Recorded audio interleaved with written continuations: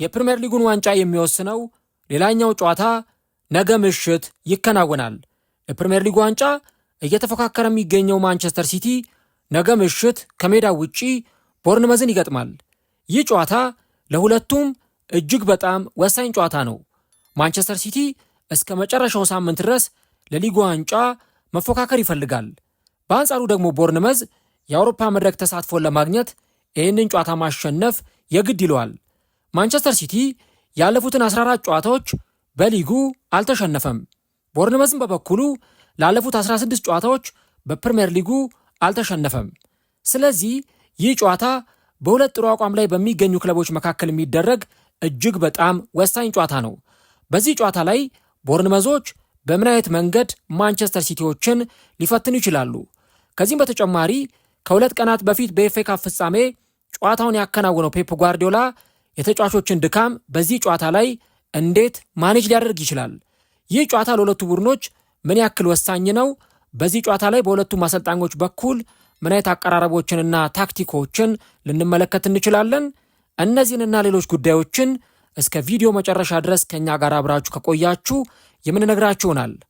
ሰላም ጤና ይስጥልን። የተወደዳችሁና የተከበራችሁ ውድ የቻናላችን ተከታታዮች እንዴት ናችሁልን? እግዚአብሔር ይመስገን እኔ በጣም ደህና ነኝ። የምትገኙት አራዳ ሜዳ ኦፊሻል የዩቲዩብ ገጻችን ላይ ነው። ለቻናሉ አዲስ ከሆናችሁ የዩቲዩብ ገጹን ሰብስክራይብ በማድረግና የደወል ምልክቷን በመጫን የቻናላችን ቤተሰቦች እንድትሆኑ የአክብሮት ግብዣችን ነው። እንዲሁም ደግሞ ዩቲዩብ ፕሮግራሙን ለበርካታ ተመልካቾች እንዲያደርሰውና ቪዲዮአችንን ቫይራል እንዲያወጣው የእናንተ በብዛት ላይክ ማድረግ እጅግ በጣም ይጠቅመናል። እናም ይሄ ቪዲዮ ቢያንስ በትንሹ 600 ላይክ እንዲኖረው እንፈልጋለን። ስለዚህ ሁላችሁም የእኛም ፕሮግራም የምትከታተሉ አድማጮቻችን ይህንን ቪዲዮ ስትጀምሩ ላይክ እያደረጋችሁ እንድትጀምሩ በአክብሮት ጠይቃለሁ። የአራዳ ሜዳ ኮሜንታተር ተስፋ ወርቅ ልዑል ሰገድ አብሬያችሁ ቆይታ አድርጋለሁ። ፈጣሪ ፈቅዶ በሌላ ዝግጅት ዳግም ከእናንተ ጋር ተገናኘን። በዚህኛው ፕሮግራማችን ላይ ተምኔሉና ርዕሱ ላይ እንደተመለከታችሁት ነገ ምሽት የሚደረገውን የቦርንመዝና የማንቸስተር ሲቲን ጨዋታ በቅድመ ጨዋታ ትንታኔ ዳሰሳችን የምንመለከተው ይሆናል ማለት ነው። እንግዲህ የእንግሊዝ ፕሪሚየር ሊግ የዋንጫውን ጉዳይ የሚወስኑ ሁለት ጨዋታዎች ዛሬና ነገ ምሽት ይከናወናሉ። በተለያየ መንገድ እየገጣጠምን ብንመለከተውና ሁለቱን ነገሮች እያቀያየርን ብናየው ዛሬ አርሰናል ከበርንሌ ጋር የሚያደርገው ጨዋታና ነገ ምሽት ማክሰኞ ቦርንመዝ ከማንቸስተር ሲቲ ጋር የሚያደርጉት ጨዋታ ለፕሪሚየር ሊግ ዋንጫ እጅግ በጣም ወሳኝ የሆኑ ሁለት ትልልቅ ጨዋታዎች ናቸው። ለምሳሌ ዛሬ አርሰናል በርንሌይን በሜዳው ኤምሬትስ ሲያስተናግድ ጨዋታውን የሚያሸንፍ ከሆነና ነገ ደግሞ ማንቸስተር ሲቲ ቦርንመዝን የሚያሸንፍ ከሆነ የፕሪሚየር ሊጉ የዋንጫ ጉዳይ እስከ 38ኛው ሳምንት ወይም እስከ መጨረሻው ሳምንት ድረስ የሚገፋ ይሆናል ማለት ነው። ስለዚህ ዛሬ አርሰናል አሸንፎ ነገ ደግሞ ማንቸስተር ሲቲ ጨዋታውን ሲያከናውን ግዴታ ማሸነፍ ይጠበቅበታል የሊጉን የዋንጫ ፉክክር እስከ መጨረሻው ሳምንት ድረስ ለመውሰድ። በአንጻሩ ደግሞ ዛሬ አርሰናል በርንሌን አሸንፎ ነገ ማንቸስተር ሲቲ ወይ ከተሸነፈ ወይ ነጥብ ከጣለ አቻ ከወጣ የ2025-26 የእንግሊዝ ፕሪሚየር ሊግ ዋንጫን አርሰናል ማንሳቱን በይፋ ያረጋግጣል። እሁድ ወደ ሜዳ ሲገባ ዋንጫውን ከፍ አድርጎ ማንሳት፣ ከዛ የጋርድ ኦፍ ኦነር አቀባበል ከአርሰናል ተጫዋቾች የሚጠበቅ ጉዳይ ይሆናል። የፓላስ ተጫዋቾች ግራና ቀኝ ቆመው የአርሰናል ተጫዋቾችን በጋርድ ኦፍ ኦነር በክብር አቀባበል ወደ ሜዳ ያስገቧቸዋል። ስለዚህ በተለይ ዛሬ አርሰናል ካሸነፈ ነገ ማንቸስተር ሲቲ ጥርሱን ነክሶ ለማሸነፍ ነው ወደ ሜዳ የሚገባው። በአንጻሩ ደግሞ ዛሬ አርሰናል በበርንሌይ የሚሸነፈው ነጥብ የሚጥል ከሆነና ነገ ደግሞ ማንቸስተር ሲቲ የሚያሸንፍ ከሆነ ሁለቱ ቡድኖች በነጥብ እኩል የሆኑና እንግዲህ አሁን አርሰናል ዛሬ አቻ ቢወጣና ነገ ደግሞ ማንቸስተር ሲቲ የሚያሸንፍ ቢሆን ሁለቱም በተመሳሳይ እኩል ነጥብ ይቀመጣሉ። ማንቸስተር ሲቲ የጎል ብልጫ ስላለው ማንቸስተር ሲቲ የደረጃ ሰንጠረዡ አናት ላይ ይቀመጣል። ስለዚህ 38ኛው ሳምንት ማንቸስተር ሲቲ ከአስቶን ቪላ፣ አርሰናል ከክሪስታል ፓላስ የሚያደርጉት ጨዋታ እጅግ በጣም ወሳኝ ጨዋታ ይሆናል። ስለዚህ ይሄ የሁለቱ ቡድኖች ጨዋታ እንዲሁም ደግሞ ዛሬ ምሽት የሚከናወነው የአርሰናልና የበርንሌይ የጨዋታ ምሽት ለፕሪሚየር ሊግ ዋንጫ ትልቅ ፋክተር ያለው ነው። አርሰናል ቢያሸንፍም ማንቸስተር ሲቲ ቢያሸንፍም፣ አርሰናል አሸንፎ ማንቸስተር ሲቲ ነጥብ ቢጥልም ወይም አርሰናል ነጥብ ጥሎ ማንቸስተር ሲቲ ቢያሸንፍም በሶስቱም መንገድ ብናየው ጨዋታው እጅግ በጣም ትልቅና ወሳኝ ጨዋታ ነው። ዛሬና ነገ የሚከናወኑት ጨዋታዎች ማለት ነው። እንግዲህ ማንቸስተር ሲቲ ነገ ትልቁን የቤት ስራ ለመወጣት ነው ወደ ቫይታሊቲ የሚያቀነው። ከሜዳ ውጪ ጨዋታውን ለማከናወን ወደ ቫይታሊቲ ስታዲየም የሚያቀነው።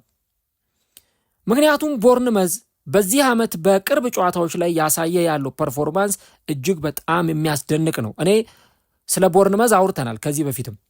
እንደውም በቶፕ 4 ላይ በነበረበት ጊዜ ይሄ ቡድን ለዋንጫ ሊፎካከር ነው ወይ የሚል ፕሮግራም ሁሉ ስንሰራ ነበረ። ቦርንመዝ እንደምታውቁት ትላልቅ ተጫዋቾቹን ያጣ ክለብ ነው። በተለይ በባለፈው ክረምት እንደምታስታውሱት ትልልቅ ተጫዋቾቹን አጥቷል። በጋ ላይም ደግሞ ጭራሽ ተጨማሪ ተጫዋችም አጥቷል። ሁላችንም የምናስታውሰው ነው። ዲን ሂውሰን የቡድኑ ወሳኝ ተጫዋች ወደ ሌላ ክለብ አቅንቷል፣ ወደ ሪያል ማድሪድ አቅንቷል። ኤልያስ ዛባርኒ ወደ ፔዤ ያቀና ተጫዋች ነው። ከዚህ በተጨማሪ ደግሞ በዛ ቡድን ውስጥ ጥሩ ግልጋሎት ሲሰጥ የነበረው በውሰት ውል ለቦርንመዝ ሲጫወት የነበረው ኬፓ አሪዛባላሃ በሌላ የውሰት ውል ወደ አርሰናል ያቀና ተጫዋች ነው። ከዚህ በተጨማሪ አንቷን ሴሜኞ በባለፈው የበጋው የተጫዋቾች ዝውውር መስኮት ወደ ማንቸስተር ሲቲ ያቀና ተጫዋች ነው። ስለዚህ እነዚህን ተጫዋቾች እና ሌሎች ያልጠቀስናቸውንም ተጫዋቾች ብትመለከቱ ቦርንመዝ ምርጥ ተጫዋቾቹን አጥቷል እና ሲዙኑን ከጀመሩበት ጊዜ በኋላ እየተንሸራተቱ መጥተው 13ኛ 14ኛ ደረጃ ላይ ሁሉ እስከ መቀመጥ ደርሰው ነበር። በኋላ ግን ቦርንመዞች አፈር ልሰው ተነሱና አሁን ያሉበት 6ኛ ደረጃ ላይ ሊቀመጡ በቅተዋል። ለመጨረሻ ጊዜ በፕሪሚየር ሊጉ የተሸነፉት፣ ልብ በሉ አድማጮች፣ በፕሪሚየር ሊጉ ለመጨረሻ ጊዜ ቦርንመዞች የተሸነፉት በአርሰናል ነው። እሱንም ከ16 ጨዋታ በፊት ነው። አስቡት።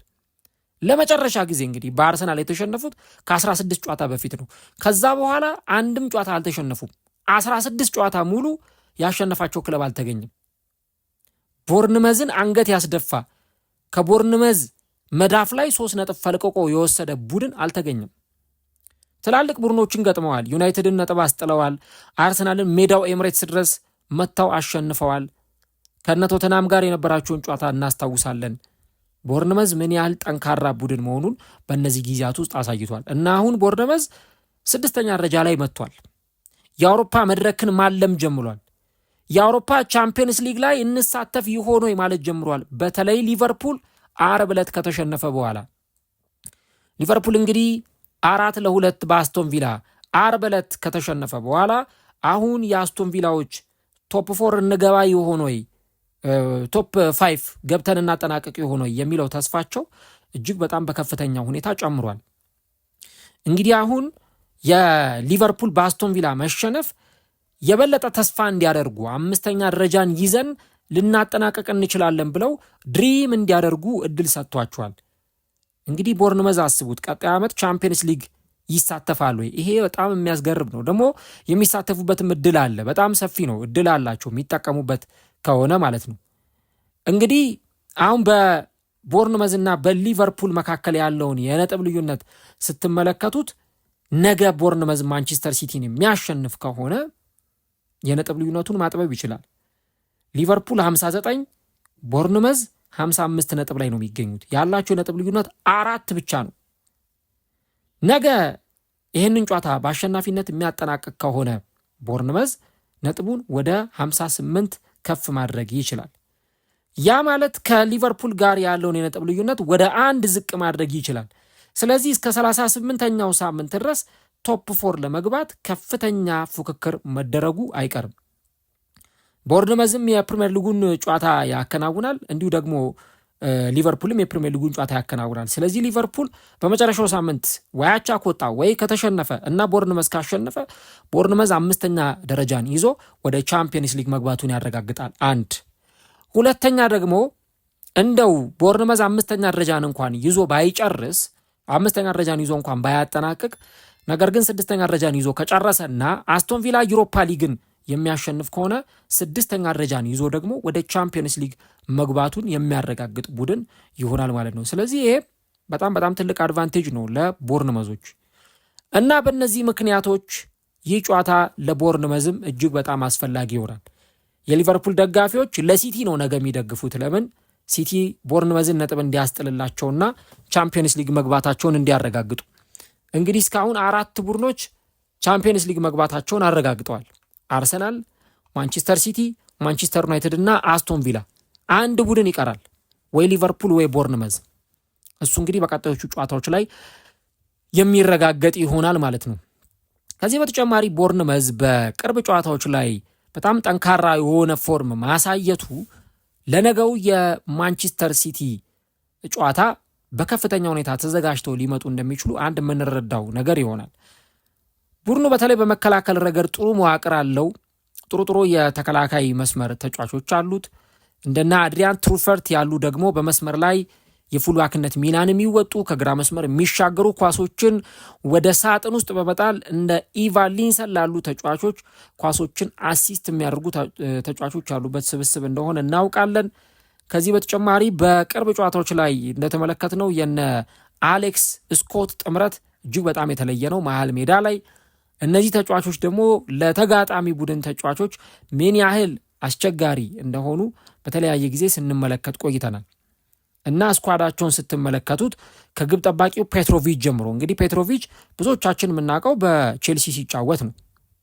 ፔትሮቪችን በቼልሲ ሲጫወት እናውቀዋለን። ለእኔ ጥሩ ግብ ጠባቂ ነው። ምናልባት ይሄ በጣም ወርልድ ክላስ የምትሉት ግብ ጠባቂ አይሁን እንጂ ነገር ግን ደግሞ እንደ ቦርንመዝ ላለ ክለብ የሚሆን እንደ ቦርንመዝ ላለ ክለብ በጣም ጥሩ አገልግሎት መስጠት የሚችል ግብ ጠባቂ እንደሆነ ይሰማኛል እና ቦርንመዞች ያላቸው የቡድን መዋቅር በጣም ጠንካራ መሆኑን ደግሞ ስንመለከት በዚህ ጨዋታ ላይም ለማንቸስተር ሲቲ ተገዳዳሪ አይነት ፐርፎርማንስ ሲያሳዩ ልንመለከት እንችላለን። ከዚህ በተጨማሪ ደግሞ የተከላካይ መስመር ክፍተቶችን ካገኙ ያንን ቡድን ከማጥቃትና ጎሎችን ከማስቆጠር ወደኋላ የማይሉ ተጫዋቾች ያሉበት ስብስብ መሆኑንም መመልከት ያስፈልጋል። ለምሳሌ በዚህ ቡድን ውስጥ ኢቫን ሊንሰን በማጥቃቱ ረገድ በጣም የተዋጣለት ተጫዋች ነው።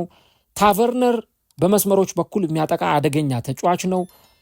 ከዚህ በተጨማሪ ራያንም እንደዚሁ በሌላኛው መስመር የማጥቃት አቅም የሚጨምር ተጫዋች እንደሆነ ይታወቃል። እንዲሁ ደግሞ ጁኒየር ክሮፒ ደግሞ አሁን በትልልቅ ክለቦች በእነ አርሰናል ሳይቀር እየተፈለገ ያለ በጣም ትልልቅ የሆኑ ክለቦች ተጫዋቹ ላይ አይናቸውን የጣሉበት ተጫዋች ነው ጁኒየር ክሮፒ። በዛ ላይ ትልልቅ ጨዋታዎችም ላይ ጎል በማስቆጠር ሚናውን ሜዳ ላይ ያለውን ፐርፎርማንስ በጣም ከፍተኛ በሆነ ሁኔታ እያሳየ የሚገኝ ተጫዋች ነው እና በእነዚህ ጨዋታዎች ላይ ደግሞ በተለይ የማንቸስተር ሲቲን የተከላካይ መስመር ከመፈተን አኳያ ከተመለከት ነው ይህ ተጫዋች ትልቅ ሚናን ይወጣል ተብሎ ይጠበቃል እና ማንቸስተር ሲቲዎች ይህንን ተጫዋች በደንብ ሊጠነቀቁት እንደሚገባ በዚሁ አያይዘን የምናነሳው ነገር ይሆናል ማለት ነው። ይህ በእንዲህ እንዳለ ከዚህ ጨዋታ ጋር አያይዘን የምንመለከተው ነገር ቅድም እንዳልኩት የቦርንመዝ ተጫዋቾችን ጥንካሬ ነው። ቦርንመዞች በተለይ በመከላከሉ ረገድ በጣም ጠንካራ ናቸው። እነ ሴኔሲ ከዚህ በተጨማሪ ደግሞ አድሪያን ትሩፈርት የመሳሰሉ ተጫዋቾች ጥቅጥቅ ብለው በመከላከል ለተጋጣሚዎች ስፔስ ባለመስጠት እና ደግሞ ከዛ በኋላ በካውንተር አታክ አጫወት በመጫወት ረገድ ከፍተኛ የሆነ የተዋጣለትን ስራ ሲሰሩ እንመለከታለን። በቅርብ ጨዋታዎች ፓላስን 3 ጎል አስቆጥረው ሲያሸንፉ፣ ፉልሃምን 1-0 ሲያሸንፉ ቡድኑ ላይ በቀላሉ ጎል ማስቆጠር እንደዚህ የሚታሰብም አይደለም። ቡድኑ ላይ በቀላሉ ጎል ማስቆጠር እጅግ በጣም ከባድ ነው እና በዛ ምክንያት ማንቸስተር ሲቲዎችን ነገ በዚህ አይነት መንገድ ሲፈትኑ ልንመለከት እንችላለን። አንደኛ የማጥቃት ተጫዋቾች ኳሊቲ የነ ኢቫን ሊንሰን የነ ታቨርነር ከዚህ በተጨማሪ የነ ጁኒየር ክሮፒ የነ ራያን አስገራሚ የፊት መስመር ብቃት በዚህ ጨዋታ ላይ በደንብ የሚታይ ይሆናል ተብሎ ይጠበቃል። ደግሞ ተከላክሎም ሲጫወቱ ቅድም እንዳልኩት በቀላሉ ጎል የሚቆጠርበት ስብስብ አይደለም። ያ ነው ትንሽ ጨዋታውን ለማንቸስተር ሲቲ ከባድ የሚያደርገው። እስከዛሬ ድረስ ከገጠሟቸው ከነ ፓላስ ከነ ብሬንትፈርድ ከመሳሰሉ ተጋጣሚዎች እጅግ በጣም ለየት የሚለው በዚህ አይነት አቀራረቡ ነው። ከዚህ በተጨማሪ ቦርንመዝን በተመለከተ አሰልጣኝ አንዶኒ ኢራዮላን ማንሳት ያስፈልጋል። እንግዲህ ኢራዮላ ከዚህ ሲዝን ማብቃት በኋላ ከዚህ ቡድን ጋር ይለያያሉ። ነገር ግን በጣም ጠንካራ የሆነ ስራን በዚህ ቡድን ሰርተዋል። ኢቭን ቦርንመዝን ለአውሮፓ መድረክ ማሳለፍ በራሱ ቀላል የሚባል አይደለም። እና የዚህ ቡድን የሜዳ ላይ እንቅስቃሴ የተሻለ እንዲሆን በማድረግ አኳያ ከተመለከትን የአንዶኒ ኢራዮላ ስራ እጅግ በጣም ከፍተኛ መሆኑን እንመለከታለን። እንግዲህ አሰልጣኙ በ2023 ሰኔ ወር ነው ክለቡን የተረከቡት እና ወደዚህ ክለብ ሲመጡ ያን ያህል ግምት አልሰጣቸውም ነበር። ነገር ግን አሁን በተለይ ያለበትን ሁኔታ ስንመለከት ኢራዮላ በጣም ጠንካራ የሆነ ስራን እየሰራ እየተመለከት ነው እንገኛለን። ያው በተጫዋችነት ዘመኑ ጥሩ ከሚባሉ ተጫዋቾች፣ ጥሩ አቅም ከነበራቸው ተጫዋቾች መካከል አንዱ እንደነበር ይታወቃል። ከዚህ በተጨማሪ ደግሞ ከትላልቅ ክለቦችም ጋር ጥሩ ጊዜን ሲያሳልፍ የነበረ ተጫዋች ነበር። አሁን ደግሞ በአሰልጣኝነት በኤኢኬ ላርናካ፣ በሚራንዴሽ፣ በራይ ቫይካኖ ሲሰራ ከቆየ በኋላ ነው ወደ ቦርንመዝ የመጣውና በቦርንመዝ ደግሞ በጣም ጠንካራ ጊዜን እያሳለፈ የሚገኝ አሰልጣኝ መሆኑን በደንብ በሚገባ እየተመለከትን እንገኛለን። እንግዲህ የሲዝን የመጨረሻው ነው። ለቦርንመዝ የሆነ ስጦታ ሰጥቶ ከክለቡ ጋር መለየት ይፈልጋል። ቻምፒየንስ ሊግን ወይ ዩሮፓ ሊግን ሰጥቷቸው ቢሄድ ለቦርንመዝ ደጋፊዎች እንደ ትልቅ ስጦታ ነው የሚቆጠረውና በእነዚህ ትልልቅ ውድድሮች ላይ መሳተፍ ለቦርንመዝ ደጋፊዎች የሚሰጠው ስሜት እጅግ በጣም ከፍተኛ መሆኑን እንመለከታለን። ወደ ማንቸስተር ሲቲ እንምጣ። ለማንቸስተር ሲቲ ጨዋታው ምን ያህል በጣም ትልቅ ነው፣ ጨዋታው ምን ያህል ወሳኝ ነው የሚለውን ስንመለከት ቅድም እንደተናገርኩት ነው። በቃ ጨዋታው ለማንቸስተር ሲቲዎች ዱ ኦር ዳይ ነው። አብሶ ዛሬ አርሰናል በርንሌን አሸንፎ ከሆነ ነገ ማንቸስተር ሲቲ ጨዋታውን የሚያከናውነው በውድም በግድም ይህንን ጨዋታ ማሸነፍ አለበት የግዴታ። ያ ካልሆነ በስተቀረ ከባድ ነው ለማንቸስተር ሲቲ ራሱ። ኦልሞስት ዋንጫውን ከእጁ ያጣል። ዛሬ አርሰናል በርንሌን አሸንፎ ነገ ደግሞ ማንቸስተር ሲቲ ነጥብ የሚጥል ወይ የሚሸነፍ ከሆነ የፕሪሚየር ሊጉ ዋንጫ ጉዳይ ያበቃለታል። ስለዚህ ያ እንዳይሆን ነው የፔፕ ጓርዲዮላና የተጫዋቾቹ ከፍተኛ ጥረት የሚሆነው ይሄ ጉዳይ መሆኑን እንመለከታለን። እንግዲህ ሁለቱ ቡድኖች ለመጨረሻ ጊዜ በፕሪሚየር ሊጉ ሲገናኙ ወይም በመጀመሪያው ዙር ሲገናኙ ማንቸስተር ሲቲ ኤታር ላይ 3-1 በሆነ ውጤት አሸንፎ እንደነበር ይታወሳል። እና አሁን ይህንን ጨዋታ ሲያከናውን ትልልቅ ክለቦችን ያስቸገረውን ተጋጣሚ ቦርንመዝን እንደሚገጥም ታሳቢ መደረግ አለበት። አይተናል። ከዩናይትድ ጋር 4-4 ሲለያይ፣ ከዩናይትድ ጋር 2-2 የተለያየበትን ጨዋታ ተመልክተናል። ከዚህ በተጨማሪ አርሰናልን 2-1 ያሸነፉበት ከነ ቶተንሃም ጋር ከትልልቅ ክለቦች ጋር የነበራቸውን እንቅስቃሴ አይተናል።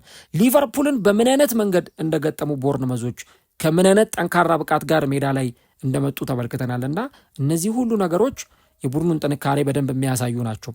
አሁን ፔፕ በነገው ጨዋታ ላይ አንዱ የቤት ስራ የሚሆንበት ነገር ምንድን ነው? በየ3 ቀኑ ጨዋታ እያደረገ የሚገኝ አሰልጣኝ ነው። ከዛኛው ቅዳሜ አንስቶ ስንመለከት ብሬንትፎርድን ገጠሙ ቅዳሜ ዕለት። ከዛ ቀጥሎ እሁድን፣ ሰኞንና ማክሰኞን አርፈው ከ3 ቀን በኋላ ከፓላስ ጋር ጨዋታቸውን አከናወኑ። ረቡ ደግሞ ያን ጨዋታ ካከናወኑ በኋላ ሐሙስና አርብ አርፈው ቅዳሜ የኤፍኤ ካፕ የፍጻሜ ጨዋታቸውን አከናወኑ። እሁድና ሰኞን አርፈው ነገ ምሽት ደግሞ ከቦርንመዝ ጋር ይጫወታሉ። ስለዚህ አስቡት በ7 ቀን ውስጥ 3 ጨዋታ በየ3 ቀን በየ2 ቀን ልዩነት ቡድኑ ለማከናወን ተገዷል። እኔ እንደውም ለማንቸስተር ሲቲ አንዱ በጣም አስጊ ነው ብዬ የማስበው ቅዳሜ ዕለት ከቼልሲ ጋር በነበራቸው ጨዋታ ብዙ ኢነርጂ ብዙ ጉልበት ጨርሰዋል። የጨዋታውን የማሸነፊያ ጎል ለማግኘት 72 ደቂቃ መጠበቅ ግድ ብሏቸው ነበር እና በዚህ ጨዋታ ላይ ደግሞ ፔፕ ምን አይነት የጌም ማኔጅመንት ስኳድ ማኔጅመንት ሊኖረው ይችላል የሚለው በጣም የሚጠበቅ ነው። ከቋሚ ተሰላፊዎቹ ፔፕ በቼልሲው ጨዋታ ላይ ያላሰለፈው ወይም በቋሚ 11 ያላስጀመረው ተጫዋች ራያን ቼርኪን ብቻ ነው። ቼርኪ ተቀይሮ ሲገባ ወደ ሜዳ ተመልክተናል። ከዛ በስተቀር ግን ዱናሩማ ተጣዋቂ ወንበር ላይ ነበረ። ትራፎርድ ነው በቋሚነት የጀመረው። ከዛ ውጭ ግን ሙሉ ቤስት 11ቸውን አሰልፈዋል። 9ኙን ተጫዋቾች ከ11ዱ 9ኙን በቋሚነት ፔፕ ጓርዲዮላ አስጀምሯል። አሁን በዚህ ጨዋታ ላይ ምናልባት አንዳንድ ነገሮችን ለመቀየር ሊያስብ ይችላል። ለምሳሌ ዱናሩማ ወደ ቋሚ 11 አሰላለፍ ይመለሳል። አንደኛው ነገር ይሄ ነው። ከዱናሩማ ቀጥሎ ደግሞ እንደዚሁ ራያን ቸርኪም ወደ አሰላለፍ የሚመለስበትን ሁኔታ እናያለን። ማርሙሽ ነበረ በዛ ጨዋታ ላይ በ10 ቁጥር ቦታ የተሰለፈው። ያው ማርሙሽ ያለ ቦታው ነው የተጫወተው በዛ ጨዋታ ላይ ሁላችንም እንደተመለከት ነው። ያለ ቦታው ተጫውቶ ደግሞ ያን ያህል ፋንክሽናል አልነበረም። ስለዚህ ራያን ቸርኪ በዚህ ጨዋታ ላይ የመሰለፉ ጉዳይ የሚጠበቅ መሆኑን እናነሳለን። ከዛ ውጭ ግን የተለመደው አሰላለፍ ነው ሊኖር የሚችለው። ምናልባት ፔፕ እንግዲህ ወይ ፊልፋደንን አላሚዮንን ተጫዋች በቋሚ 11 ወደ ቤስት 11 ሊመልስ ይችል ይሆናል። ከዛ በስተቀር ግን ከሰሞኑ እያየ ነው የምንገኘው የነ ሃላንድ የነ ራያን ቸርኪ፣ ዶኩ፣ ሴሜኞ አይነት ተጫዋቾች በቋሚ 11 ሲሰለፉ የምንመለከትበት እድል በጣም ሰፊ ነው። እንግዲህ በዚህ ጨዋታ ላይ ለማንቸስተር ሲቲዎች እጅግ በጣም ወሳኝ አገልግሎት ይሰጣሉ ተብሎ የሚጠበቁ ተጫዋቾችን ስንመለከት አንድ የቡድኑን የፊት መስመር ተጫዋቾችን ዶኩ በቅርብ ጨዋታዎች ላይ እያየ ነው እንዳለ ነው በጣም ምርጥ ፐርፎርማንስን እያሳየ ይገኛል። በተለይ በግራ መስመር ላይ ምትሃታዊ የሆኑ ድሪብሎችን ያደርጋል። ተጫዋቾችን አታሎ የማለፍ ችግር የለበትም። አሲስት ያደርጋል፣ የግብ ዕድሎችን ይፈጥራል፣ ጎሎችን ደግሞ በደንብ ያስቆጥራል። ዶኩን በዛ መንገድ እያየ ነው። ስለዚህ አሁንም በዚህ ጨዋታ ላይ በተለይ ደግሞ አንዱ ለቦርንመዝ ተከላካዮች ፈተና ይሆናል ተብሎ ከሚጠበቁ ተጫዋቾች ውስጥ አንደኛው ይህ ቤልጂማዊው የግራ መስመር ተጫዋች ነው። እንደውም በባለፈው የኤፍኤ ካፕ የፍጻሜ ጨዋታ ላይ የመጀመሪያውን አጋማሽ ስታት ስንመለከት በግራ መስመር የማንቸስተር ሲቲ ማጥቃት 46 በመቶ ነበረ። ተመልከቱ፣ 46% ነበር። መሃል ሜዳው ላይ ኦማር ማርሙሽ በ10 ቁጥር ቦታ የተጫወተበት የመሃል ሜዳ ደግሞ 19% ብቻ ነው የነበረው የማንቸስተር ሲቲ የማጥቃት እንቅስቃሴ ማለት ነው። ቀሪው ወደ ቀይ መስመር እያዘነበለው አጫወት ደግሞ ስትመለከቱ 35% ነው። ስለዚህ የማንቸስተር ሲቲ ማጥቃት የበለጠውኑ ሚዛን የሚደፋው ዶኩ ወዳለበት የግራው መስመር ወይም ኒኮ ኦራይሊ ወደሚጫወትበት የግራው መስመር ነው ሲያመዘን የነበረው የባለፈው የኤፍኤ ካፕ ፍጻሜን ስንመለከት ኢቭን ራሱ ጎሎ የተነሳበትን አንቷን ሴሜኞ ያስቆጠራትን ጎል ስትመለከቱ ከግራ መስመር በመልሶ ማጥቃት ይዘው የገቡት ኳስ ነበረ። በርናርዶ ሲልቫ ለሃላንድ ኳሱን አቀበለው። ሃላንድ ከቀይ መስመር ያሻማውን ኳስ ነው የተቆጠረው።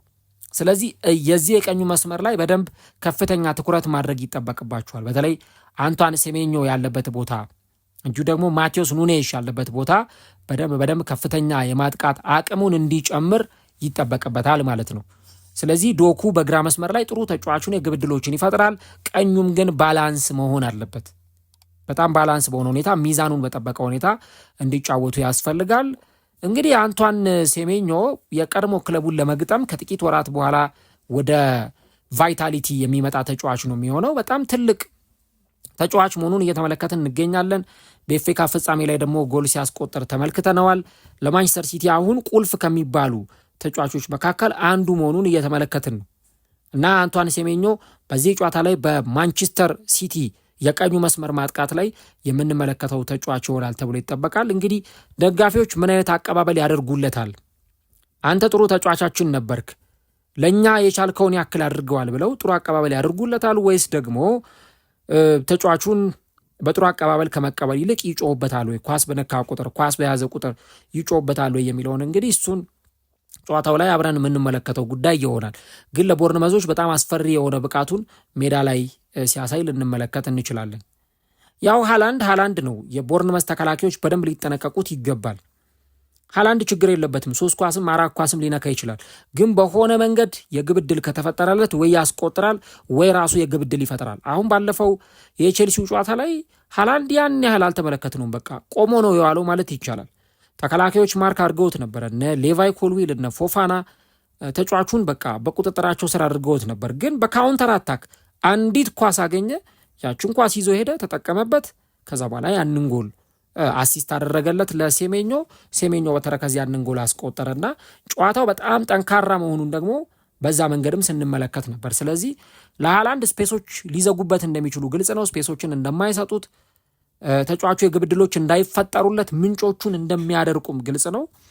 እንግዲህ ጨዋታው ላይ ደግሞ ሃላንድን እንዴት ያስቆሙታል? በተለይ እነ ሴኔሲ የመሳሰሉ የተከላካይ መስመር ተጫዋቾች እንዴት ይህንን ተጫዋች ከጨዋታ ውጭ ያደርጉታል፣ እንዴት ያስቆሙታል የሚለውን እንግዲህ የአንዶኒ ራዮላና የቦርንመዝ ተከላካዮች ትልቁ የቤት ስራ ይሆናል ማለት ነው።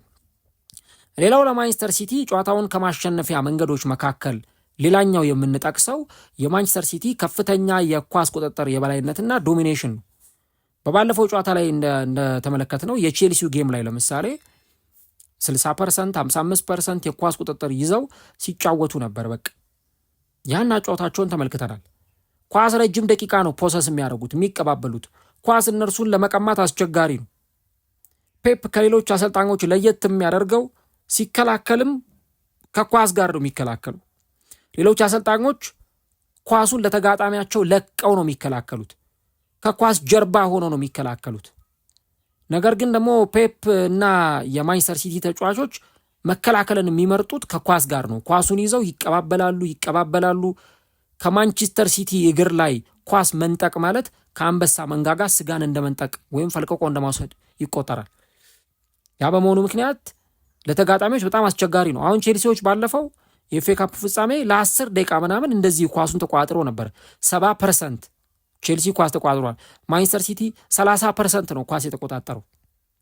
የአይን አይነት አጫዋች ስንመለከት ነበር።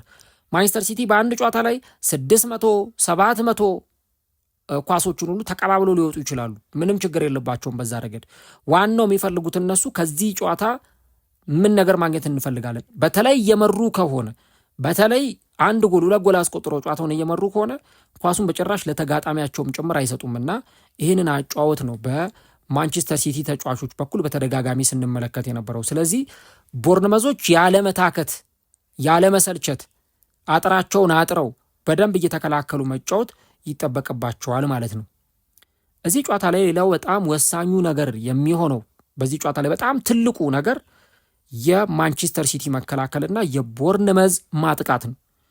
ማንቸስተር ሲቲ ፕረስ ከተደረገ ማንቸስተር ሲቲን በደንብ ጫን ብላችሁ ካጠቃችሁት ጎል የሚገባበት ቡድን እንደሆነ የባለፈው የኤቨርተኑ ጨዋታ አሳይቶናል። 3-3 ያለቀው ጨዋታ ማለት ነው። በቃ ፕረስ አደረጉት ኤቨርተኖች፣ ደጋግሞ አጠቁት፣ 3 ጎል ተቆጠረበት። ያውም በዛ ጨዋታ ላይ እንደውም ኢሊማን ኒዳይ እኔ እንኳን በቆጠርኩት 3 ኳስ አባክኗል። ከግብ ጠባቂ ፊት ለፊት እየተገናኘ ባዶ እድሎችን ሲስት ነበር እንጂ በዛ ጨዋታ ላይ ማንቸስተር ሲቲ 5-6 ጎል ሊቆጠርበት ይችል ነበር። ስለዚህ የቦርንመዝ ተጫዋቾች ደግሞ እንዲህ አይነት አቅም አላቸው። ቅድም የጠቀስናቸው እነ ታቨርነር፣ ከዚህ በተጨማሪ እነ ጁኒየር ክሮፒ፣ ኢቫን ሊንሰን የግብ ዕድሎችን ካገኙ ራያን በደንብ መጠቀም የሚችሉ ተጫዋቾች ናቸው። ቦርንመዝ እኔ በነገው ጨዋታ ላይ ካውንተር ሲጫወት ልናየው እንችላለን። በጣም ፈጣን የሆኑ ተጫዋቾች አሉ፣ በመስመር በኩል የሚያጠቁ የግብ ዕድሎችን ካገኙ ጭራሽ የማይምሩ ተጫዋቾች ደግሞ ያሉበት ስብስብ ነው። ስለዚህ ለቦርንመዝ በተለይ የመልሶ ማጥቃት አጫወት የማንቸስተር ሲቲ ተጫዋቾች አለርት ሆኖ መጠበቅ ይኖርባቸዋል፣ ንቆ ሆኖ መጠበቅ ይኖርባቸዋል። እንግዲህ በነ ኩሳኖቭ እና በነ ጌሂ መካከል ያለው ጥምረት አሁን ከጨዋታ ጨዋታ የበለጠ እየጠነከረ አሁን በደንብ እየበሰለ የመጣ ጥምረት ነው። ምናልባት ሁለቱ ተጫዋቾች አብረው 2 ዓመት 3 ዓመት ከተጫወቱ ከነ ማጋሌሽ እና ከነ ሳሊባ ጥምረት ቀጥሎ በሊጉ የተመለከትነው ምርጡ የማል ተከላካዮችን ጥምረት ልንመለከት እንችላለን እና በሁለቱ ተጫዋቾች በኩል ያለው ጥምረት እጅግ በጣም እየበሰለ እየመጣ መሆኑን እያየን ነው። ግን ደግሞ ለስህተቶች አይጋለጡም ማለት አንችልም። ምክንያቱም የቦርንመዝ ተጫዋቾች ፕረስ ካደረጉ ለስህተት ሊያጋልጧቸው ይችላሉና ያንን በደንብ እዚህ ጨዋታ ላይ የምንመለከትበት ሁኔታ ሊፈጠር ይችላል። ከዛ ባለፈ ግን መጨረሻ ላይ ለጨዋታው ቁልፍ ውጤት ማግኛ መንገድ ብዬ የማስበው በተለይ ለማንቸስተር ሲቲ ጨዋታው ላይ ቀድሞ ጎል ማስቆጠር። ማንቸስተር ሲቲ እንደተመለከትነው በቅርብ ጨዋታዎች ላይ ቀድሞ ጎል ካስቆጠረ በኋላ ጨዋታዎቹን ማኔጅ የሚያደርግበት መንገድ በጣም ጥሩ ነው። ከቼልሲ ጋር ኤፍ ኤ ካፕ ፍጻሜ፣ ፕሪሚየር ሊግ ከብሬንትፎርድ ጋር፣ ከፓላስ ጋር የነበሩትን ጨዋታዎች ተመልክተናል። ስለዚህ ማንቸስተር ሲቲ ቢቻል በተለይ በ30 ደቂቃዎች ውስጥ 2 ጎል አስቆጥሮ እረፍት መውጣት አለበት። ያ ካልሆነ በተለይ 45 ደቂቃ 0-0 የሚጠናቀቅ ከሆነ ሰከንድ ሃፍ በጣም የሚያጣድፈውን ውሃ የሚያሰኘውን የቦርንመዞችን ማጥቃት ልንመለከት እንችላለን። ቦርንመዞች በመጀመሪያው አጋማሽ 0-0 ካለቀ ጨዋታው ወይ 1-0 ካለቀ ሰከንድ ሃፍ ላይ ኢራዮላ ፕረስ እያደረጉ እንዲያጠቁ ወጥተው እንዲጫወቱ ለተጫዋቾቹ ትዕዛዝ መስጠቱ አይቀርም። ስለዚህ ለማንቸስተር ሲቲ የበለጠ ጨዋታውን ውስብስብ ሊያደርግባቸው ይችላል። ቅድም እንዳልኩት ደግሞ አርሰናል ሰኞ ዛሬ አሸንፎ ከሆነ ነገ ሲቲ የሚጫወተው በጫና ውስጥ ሆኖ ካላሸነፍን አበቃልን በሚል ስሜት ውስጥ ስለሆነ የሚጫወቱት ጎል ለማስቆጠር ጥልፊያ ውስጥ ሁሉ ሲገቡ ልንመለከት እንችላለን እና የነገው ጨዋታ ላይ በተለይ ማንቸስተር ሲቲ ቀድሞ ጎል ማስቆጠር፣ ክሊኒካል መሆን፣ የሚያገኟቸውን እድሎች አለማባከን መጠቀም በጣም ያስፈልጋል ብዬ አስባለሁ። በማንቸስተር ሲቲ በኩል እንደ ዶኩ፣ ቼርኪ ያሉ ተጫዋቾች በቦርንመዝ ተከላካዮች ትኩረት ሊደረግባቸው ይገባል። በቦርንመዝ በኩል ደግሞ በተለይ ደግሞ እነ ታቨርነር፣ እነ ትሩፈርት እና ጁኒየር ክሮፒ፣ ኢቫን ሊንሰን ትኩረት ሊደረግባቸው የሚገቡ ተጫዋቾች ናቸው። ቦርንመዝ ጎል የማይገባበት ቡድን ነው ልንል አንችልም። ቦርንመዝ 4 ቢያስቆጥር 4 የምታገቡበት ቡድን ነው። ስለዚህ መከላከላቸው በደንብ ትኩረት ይፈልጋል። ለማንኛውም እንግዲህ ጨዋታው ነገ ምሽት 3:30 ላይ የሚደረግ ይሆናል። ስለዚህ ጨዋታ ምን ሀሳብ አላችሁ? በሁለቱ ቡድኖች መካከል ስለሚደረገው ጨዋታ ማንቸስተር ሲቲ አሸንፎ አሁንም እስከ 38ኛው ሳምንት ድረስ ለፕሪሚየር ሊግ ዋንጫ መፎካከሩን ይቀጥላል ወይስ ደግሞ ቦርንመዝ ማንቸስተር ሲቲን አሸንፎ ወይ ነጥብ አስጥሎ የቻምፒየንስ ሊግ ህልሙን ያለመልማል? አርሰናልስ ዋንጫ ማንሳቱን እንዲያረጋግጥ ያስችለዋል? እሱን እንግዲህ ነገ በቫይታሊቲ ምሽት ላይ የምንመለከተው ጨዋታ ይሆናል። ማን ያሸንፋል? ኮሜንት ላይ ሀሳቦቻችሁን ከምክንያት ጋር ያስቀምጡልን። ይህ ጨዋታ እንግዲህ ከአርሰናልና ከበርንሌይ ጨዋታ ቀጥሎ ሲዝን ዲፋይነር ታይትል ዲፋይነር ከሆኑ ዋንጫውን ከሚወስኑ 2 ጨዋታዎች መካከል የነገው ሁለተኛ ጨዋታ ነው። ቫይታሊቲ ላይ እንግዲህ ይህንን ጨዋታ አብረን እንመለከተዋለን ማለት ነው።